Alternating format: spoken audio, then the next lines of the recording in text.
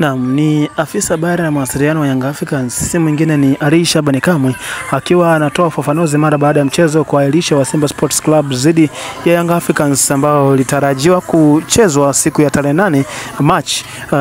Jumamosi of course wiki iliyopita, na tayari mchezo umeahirishwa hadi pale ambapo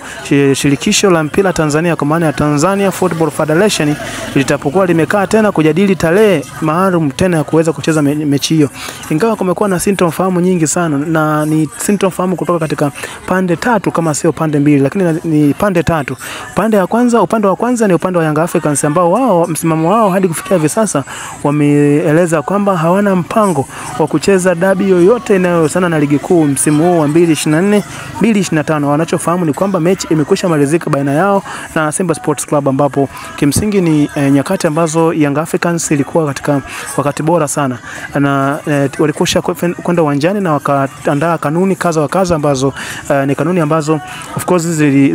zinajieleza katika bodi ya mpira wa Tanzania. Ni kitu ambacho pia kiko wazi, so far so good. Iko ni kitu ambacho kuna namna moja ama nyingine kinatengeneza mazingira ambayo ni positive, yani mazingira ambayo yako very positive.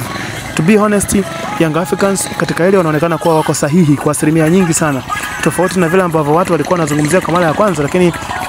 honestly speaking, Young Africans is of course